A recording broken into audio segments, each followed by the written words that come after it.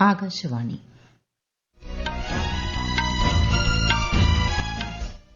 നമസ്കാരം. വാർത്തകൾ വായിക്കുന്നത് ശ്രീലത.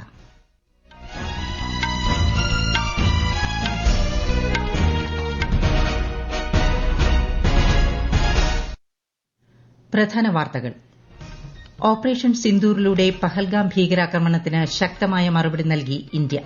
9 പാക് ഭീകര കേന്ദ്രങ്ങളിൽ ഇന്ത്യൻ സേന പ്രത്യാക്രമണം നടത്തി.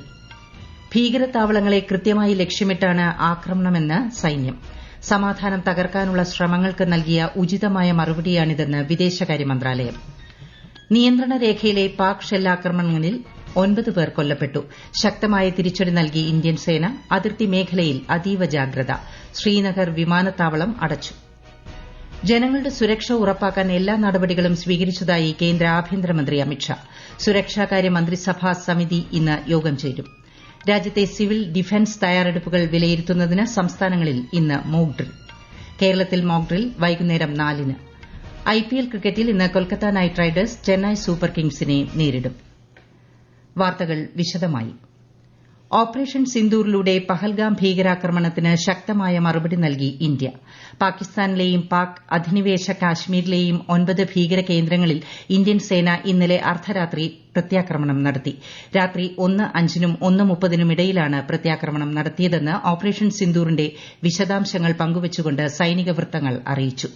ഭീകരരുടെ താവളങ്ങളെ കൃത്യമായി കേന്ദ്രീകരിച്ചാണ് ആക്രമണം നടന്നത്. പാക് സൈനിക കേന്ദ്രങ്ങളെ ഓപ്പറേഷൻ സിന്ദൂറിൽ ലക്ഷ്യമിട്ടിരുന്നില്ല. ആർമി കേണൽ സോഫിയ ഖുറേഷിയും എയർഫോഴ്സ് വിംഗ് കമാൻഡർ വ്യോമിക സിംഗുമാണ് സൈനിക നടപടിയുടെ വിശദാംശങ്ങൾ മാധ്യമങ്ങളോട് വിശദീകരിച്ചത്.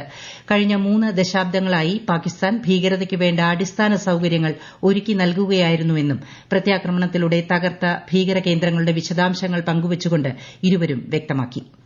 पाकिस्तान में पिछले 3 दशकों से टेरर इंफ्रास्ट्रक्चर का निर्माण हो रहा है. इस में recruitment, indoctrination centres, training areas और लॉन्च पैड शामिल थे, जो पाकिस्तान और पाक अधिकृत जम्मू कश्मीर POJK दोनों में फैले हैं. 26 പേരുടെ ജീവൻ കവർന്ന പഹൽഗാം ഭീകരാക്രമണം നടന്നിട്ട് 15 ദിവസങ്ങൾ പിന്നിടുമ്പോഴാണ് ഇന്ത്യയുടെ പ്രത്യാക്രമണം. പ്രധാനമന്ത്രി നരേന്ദ്രമോദിയുടെ തത്സമയ നിരീക്ഷണത്തിലാണ് ഓപ്പറേഷൻ സിന്ദൂർ നടന്നത്. കാശ്മീരിലെയും ഇന്ത്യയിലെയും സമാധാനം തകർക്കാനുള്ള ശ്രമമാണ് നടന്നതെന്നും ഇതിനുള്ള ഉചിതമായ മറുപടിയാണ് ഇന്ത്യൻ സേന നൽകിയതെന്നും വിദേശകാര്യ സെക്രട്ടറി വിക്രം മിസ്രി. ഭീകരവാദികളുമായുള്ള പാകിസ്ഥാന്റെ ബന്ധം പൂർണ്ണമായും വെളിപ്പെടുത്തുന്നതാണ് പഹൽഗാം ആക്രമണമെന്നും അദ്ദേഹം വ്യക്തമാക്കി. രാജ്യത്ത് കൂടുതൽ ഭീകരാക്രമണങ്ങൾക്ക് പദ്ധതിയിടുന്നതായ ഇന്റലിജൻസ് വിവരങ്ങളുടെ അടിസ്ഥാനത്തിൽ ശക്തമായ മറുപടി അനിവാര്യമായിരുന്നെന്നും അദ്ദേഹം ന്യൂഡൽഹിയിൽ മാധ്യമങ്ങളോട് പറഞ്ഞു. ഭീകര സംഘടനയായ ലഷ്കർ ഇ തൊയ്ബയുമായി ബന്ധമുള്ള റെസിസ്റ്റൻസ് ഫ്രണ്ട് ആക്രമണത്തിന്റെ ഉത്തരവാദിത്തം ഏറ്റെടുത്തത് ഇതിനു പിന്നിലെ പാക് ബന്ധം വ്യക്തമാക്കുന്നതായും വിക്രം മിസ്രി വ്യക്തമാക്കി.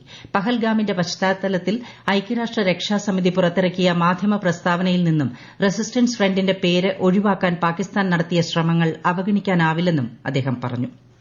Investigations into the Pahalgam terror attack have brought out the communication notes of terrorists in and to Pakistan.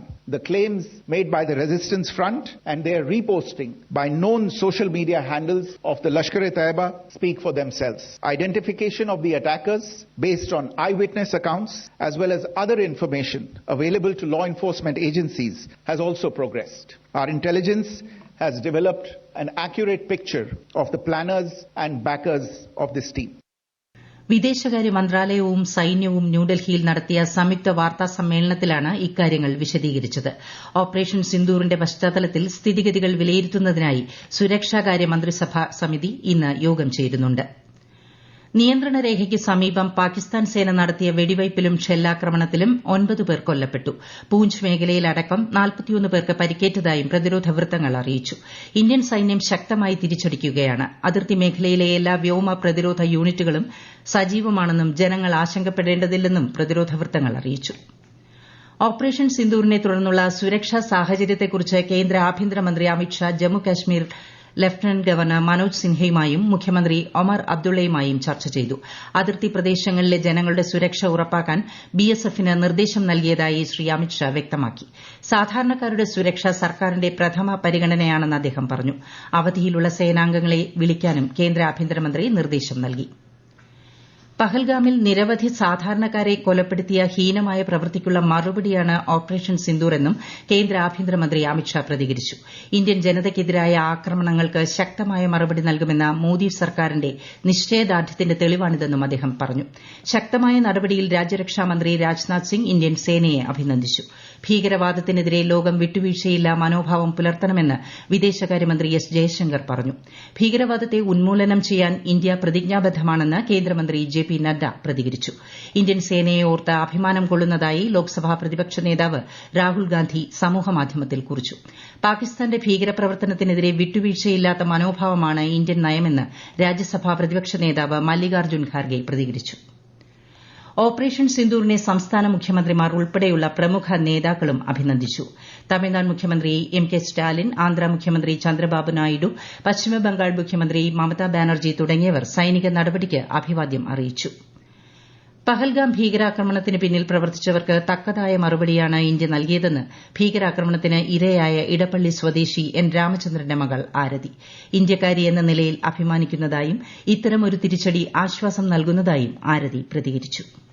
ഇങ്ങനൊരു വാർത്ത ഇതാണ് പ്രതീക്ഷിച്ചുകൊണ്ടിരുന്നതും ഇതിങ്ങനെ നടന്നതിൽ സന്തോഷമുണ്ട്. തീവ്രവാദങ്ങൾ ഇന്ത്യക്കും നമ്മളെ പോലത്തെ ഇന്നസെന്റ് പീപ്പിളിനെതിരെ വരുന്നതിൽ ഇങ്ങനെ തന്നെ തിരിച്ചടിക്കണം എന്ന് ഞാൻ എന്റെ ഉറച്ച ശബ്ദത്തിൽ പറയുന്നു. എല്ലാ ഇന്ത്യക്കാരെ പോലെ ഞാനും ഈ മൊമെന്റിൽ ഇന്ത്യൻ ആയതിൽ വളരെയധികം അഭിമാനിക്കുന്നു. അപ്പോൾ ഇതാണ് ഇന്ത്യ, ഇതാണ് ഞങ്ങളുടെ മറുപടി. Big thank you to the government, the prime minister and the army people who have been working for it and behind it and working continuously forward.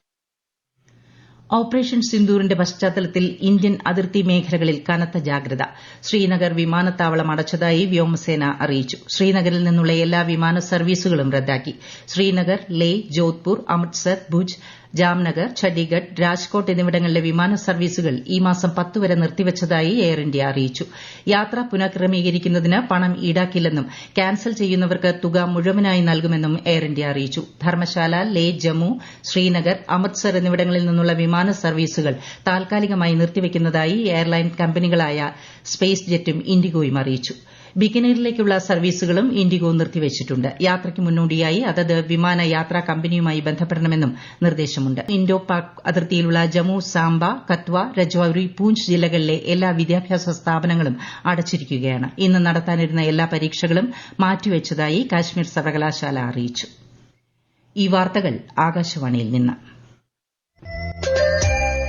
Akashvani വാർത്തകളും വാർത്താധിഷ്ഠിത പരിപാടികളും All India Radio News Thiruvananthapuram YouTube ചാനലിലും All India Radio News Thiruvananthapuram Facebook പേജിലും AR News_ Thiruvananthapuram Instagram അക്കൌണ്ടിലും AR News_TVM X ഹാൻഡിലും ലഭ്യമാണ്.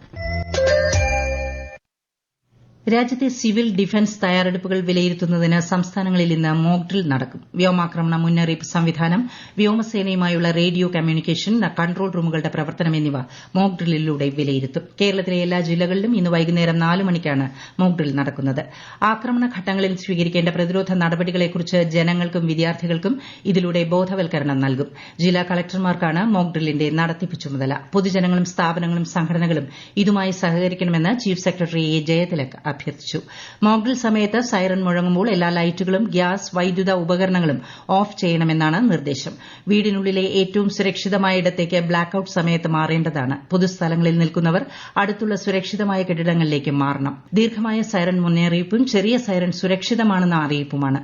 Black out സമയത്ത് കുട്ടികളുടെയും വളർത്തുമൃഗങ്ങളുടെയും സുരക്ഷ പ്രത്യേകം ഉറപ്പാക്കേണ്ടതാണ്. IPL ക്രിക്കറ്റിൽ ഇന്ന് Kolkata night Riders Chennai super കിങ്സിനെ നേരിടും. ഈഡൻ ഗാർഡൻസിൽ വൈകുന്നേരം 7:30-നാണ് മത്സരം. ഇന്നലെ നടന്ന മത്സരത്തിൽ ഗുജറാത്ത് ടൈറ്റൻസ് മുംബൈ ഇന്ത്യൻസിനെ 3 വിക്കറ്റിന് പരാജയപ്പെടുത്തി. പ്രധാന വാർത്തകൾ വീണ്ടും. ഓപ്പറേഷൻ സിന്ദൂറിലൂടെ പഹൽഗാം ഭീകരാക്രമണത്തിന് ശക്തമായ മറുപടി നൽകി ഇന്ത്യ. 9 പാക് ഭീകര കേന്ദ്രങ്ങളിൽ ഇന്ത്യൻ സേന പ്രത്യാക്രമണം നടത്തി. ഭീകരതാവളങ്ങളെ കൃത്യമായി ലക്ഷ്യമിട്ടാണ് ആക്രമണമെന്ന് സൈന്യം. സമാധാനം തകർക്കാനുള്ള ശ്രമങ്ങൾക്ക് നൽകിയ ഉചിതമായ മറുപടിയാണിതെന്ന് വിദേശകാര്യ മന്ത്രാലയം. നിയന്ത്രണ രേഖയിലെ പാക് ഷെൽ ആക്രമണങ്ങളിൽ 9 മരണം. ശക്തമായ തിരിച്ചടി നൽകി ഇന്ത്യൻ സേന. അതിർത്തി മേഖലയിൽ അതീവ ജാഗ്രത. ശ്രീനഗർ വിമാനത്താവളം അടച്ചു. അതിർത്തി മേഖലയിലെ ജനങ്ങളുടെ സുരക്ഷ ഉറപ്പാക്കാൻ എല്ലാ നടപടികളും സ്വീകരിച്ചതായി കേന്ദ്ര ആഭ്യന്തരമന്ത്രി അമിത്ഷാ. സുരക്ഷാകാര്യ മന്ത്രിസഭാ സമിതി ഇന്ന് യോഗം ചേരും. രാജ്യത്തെ സിവിൽ ഡിഫൻസ് തയ്യാറെടുപ്പുകൾ വിലയിരുത്തുന്നതിന് സംസ്ഥാനങ്ങളിൽ ഇന്ന് മോക്ക് ഡ്രിൽ. കേരളത്തിൽ മോക്ക് ഡ്രിൽ വൈകുന്നേരം 4-ന്. IPL ക്രിക്കറ്റിൽ ഇന്ന് Kolkata night Riders Chennai super കിങ്സിനെ നേരിടും. വാർത്തകൾ കഴിഞ്ഞു. അടുത്ത വാർത്താ പ്രക്ഷേപണം വൈകുന്നേരം 3-ന്.